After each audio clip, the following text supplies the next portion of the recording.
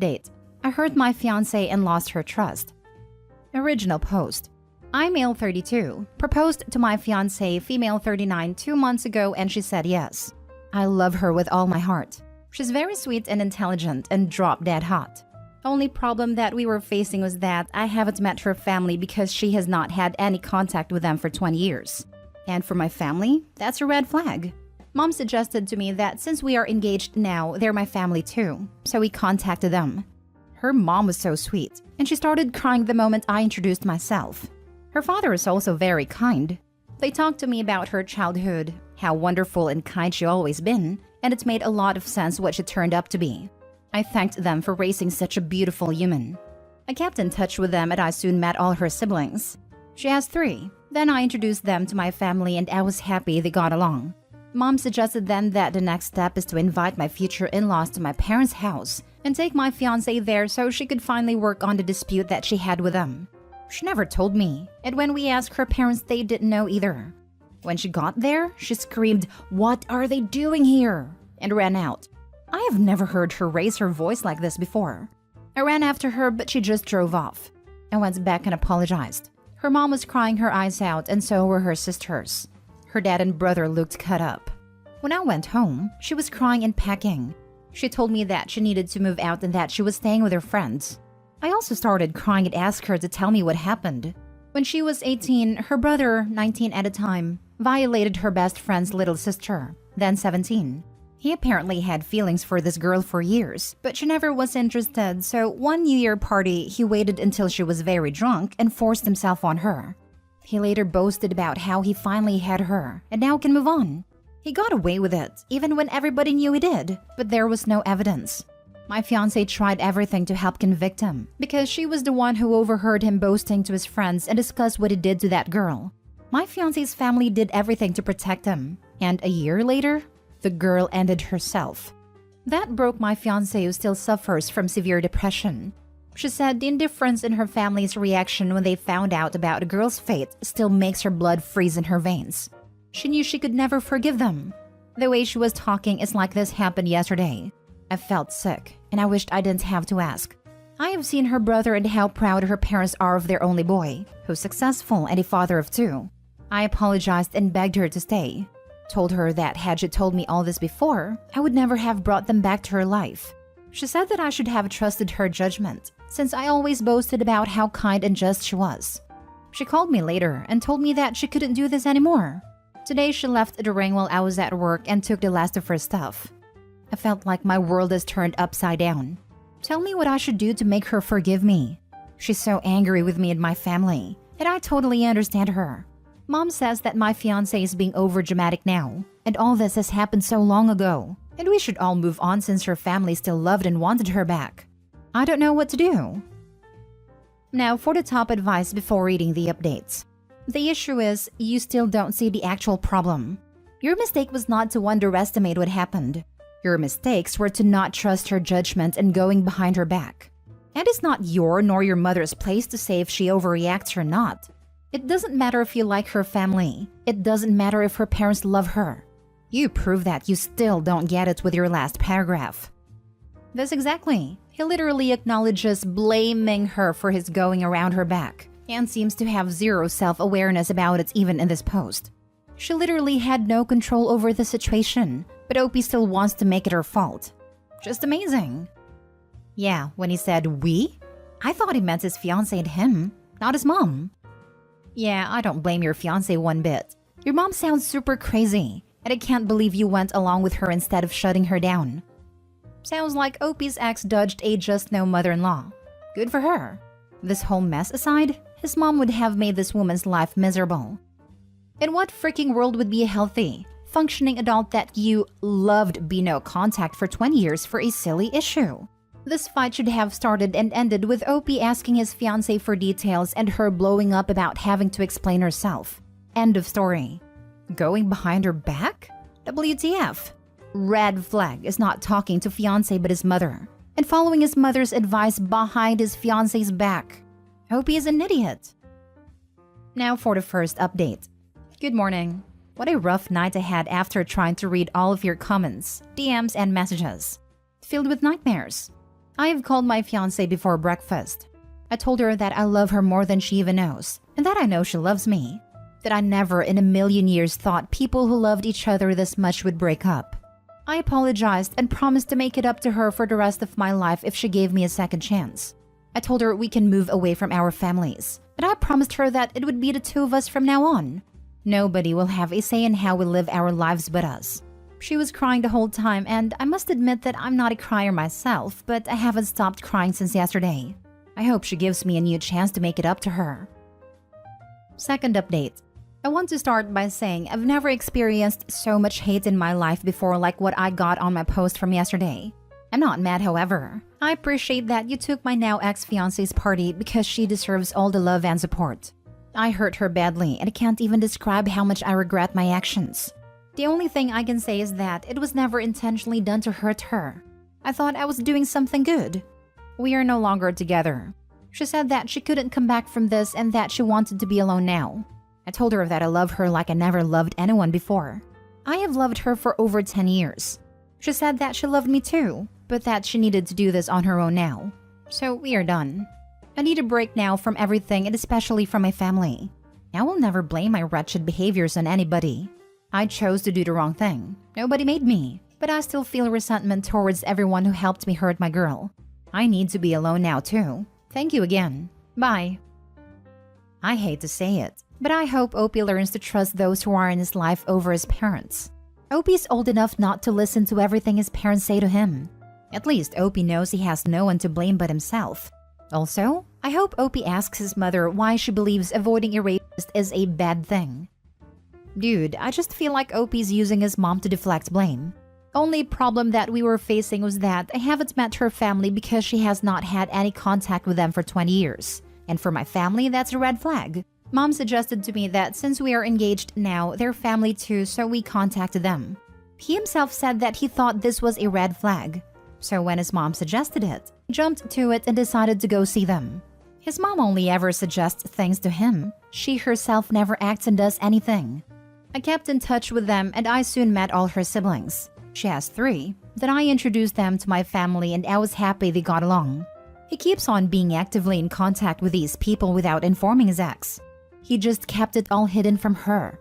At this point, his mom wasn't telling him to keep contact. He did it by himself. Mom suggested then that the next step is to invite my future in-laws to my parents' house and take my fiancé there so she could finally work on the dispute that she had with them. She never told me, and when we asked her parents, they didn't know either. Why does he at no point tell his ex what is happening? Why does he keep plotting behind her back with his mom and her family? No one is telling him to do this. No one is telling him to keep this hidden. This is all on him because he wants to get her back with her family. He's also admitted in the comments that he doesn't have that good of a relationship with his mom, and this is what's going to make him cut off for good. Like, if your relationship isn't that great, why would you listen to her? He wasn't. He was just using her as an excuse to hide behind if the ex got upset with him. But it didn't work. So now he's mad at everyone because his dumb plan failed him. Good riddance. That's what really got me from his story. He saw her family more than once. Every time he met with them, he must have lied to her about where he was. It was just one meet and greet. He saw and spoke to these people many times, and then blindsided her with an unexpected meeting. He betrayed her over and over again, and showed so much disrespect for her. I really don't understand how he thought this whole situation was going to end well. I'm sorry for both of you. Truly am. I hope this serves as a lesson for you and for everyone who reads your story. To believe your significant other when it comes to their family and to respect their boundaries. Your significant other's decisions are first. If they have a strong decision about something and they don't give you a reason, just respect it. It's a boundary. You don't have a say in that. And I hope Opie learns from this. I could never forgive something like this. I'm an assault survivor myself, and it was a family member. My mom is the only person in my family that knows, and the day she asks me to talk again to that person, she is done. You have to respect the boundaries, and to know which is your place in other person's life and decision. Wish Opie nothing but learning. Learning from this, learning about boundaries, learning to stop listening to mom and those kinds of things, learning to listen more to his partners, and learning to respect. Third update. I mentioned earlier that my fiancé's been home on sick leave. Her best friend called me now and we talked. My fiancé is pregnant and she's terminating it. She doesn't want me with her when she goes through with it. I am shattered now and I don't know if I ever can collect the pieces. How life can turn upside down in a matter of weeks. I lost everything and I only have myself to blame. Now for the fourth update. I was hesitant to make this update because you hate me so. And also I'm worried that your strong feelings of hatred will be misdirected to my fiancé. But I chose to write here the first time and I want to see it through. And hopefully people can learn from my mistakes. Plus, I'm anonymous, so yeah. I want to thank the people who reached out in my DMs, who didn't dare to comment out of fear of being downvoted all the way down to hell. Thank you. Your support helps me not to lose my mind completely. This update is for you first and foremost because I literally can't answer all of you.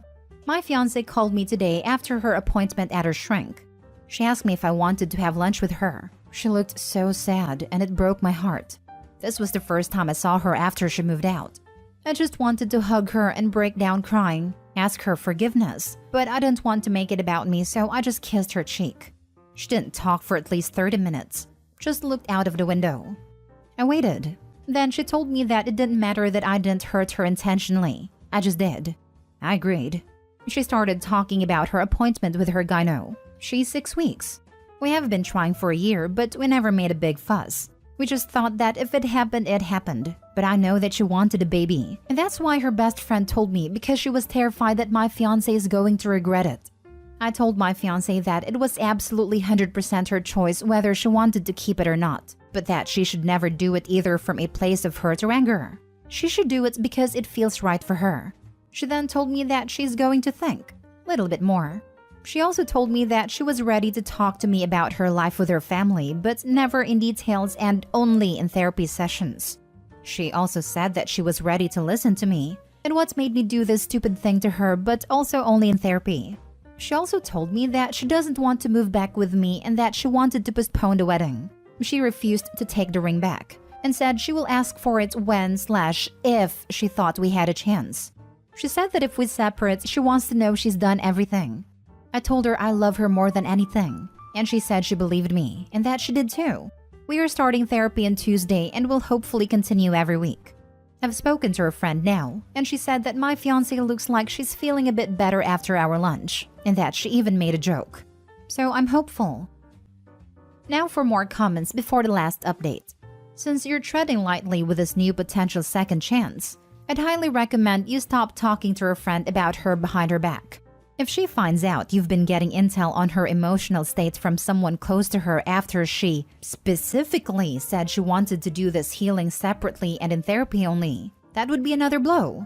Hope you learned your lesson with not allowing your mom to meddle, but you might be making another mistake here with a friend that could come back and bite you. She needs to know she can trust you to keep things between you two sacred. Nip it in the bud. This literally just stop doing things behind her back. Having her wedding and pregnancy ruined, and having to face her family after 20 years, and they were together for 10 years. I get we all make mistakes, but I can't even imagine how awful she feels. This is your mulligan to make things right. Do not ever let your mother influence or interfere with your relationship like that again, whether it's with her or your next relationship. If it ever comes down to picking between her or your mother, always think about the moment you almost lost your fiancé. In fact, do not even tell your mother. Now for the last update. Look, before you start the attack on me, also leave my baby alone. We are keeping them. I just want you to know that I love my girl. I have loved her for years. Even before we got together and when she finally agreed to go out with me, I started looking for rings. I have never done anything to hurt her before. She knows this, and I appreciate that she took it into consideration before throwing me out of her life. What I did was unforgivable, but sometimes good things can come from a bad situation. In our case, she will never have to carry that burden alone. I can finally share her secret and support her. After her initial feelings of anger and betrayal have calmed down, I can see that she's tortured. And while she has been in therapy for years, she still has a long way left, or if she comes to terms with what happened. I'm just glad that I can continue this journey with her. So we had our first session with a therapist and it was emotionally draining. I hated seeing her so hurt, but I realized how important it was. I always view her as this beautiful, stubborn, strong creature, and maybe I have handled her accordingly. She is tough, so I can be tough. You get me? Beside therapy, she has asked for space, and I would have obliged had she not called every night to talk for hours. How cute is that? Last night, I asked her to move back, and she didn't hang up. She didn't answer me first, and we continued talking about other things. Before saying goodnight, she told me that she wanted to come home. We will continue therapy, but she is moving back tomorrow, and that's why I'm making this update now. When she's home, I don't want to be busy answering comments. Since we both have no relationship with our families, we are contemplating an elopement around Christmas. A wedding seems too excessive and waste of money, planned for August next year. Instead, we could do something small and romantic for our friends and maybe donate the rest of the budget. This idea excited her very much, and she already started planning and dreaming while I listened. I just freaking love this woman. This is a weird one. Couples working and solving their issues is a great thing. But this guy made such a grave violation of his fiancée's trust. I can't help but wonder when the next one will be. Yep, he realized he messed up only because what the family did was so egregious. But what if it wasn't so black and white? Like maybe they just favored her siblings more and made her feel bad about herself. Or something he didn't consider serious? Either way, he didn't respect her right to choose for herself. Figured he knew better, and that he had a right to go against her wishes as long as he thought he had a good reason for it. He doesn't acknowledge that that's the part where he messed up. Only that it was bad because of what her family did. He's going to do it again the next time he thinks he's got a good reason. Because he doesn't respect her or her right to decide for herself. Or what can I do to make her forgive me? He's a slimy, spineless POS. And I'm sad for the fiancé who may now be trauma bonded and can't see past his BS. Also, the amount that he puts her on a pedestal and calls her a creature is freaking sickening. He doesn't see her as a person, only as a trophy and a possession. To hell with Opie's mom, and damn that poor fiancé's family especially. I wonder how long Opie will be able to keep his mom out of his life, especially when the baby comes.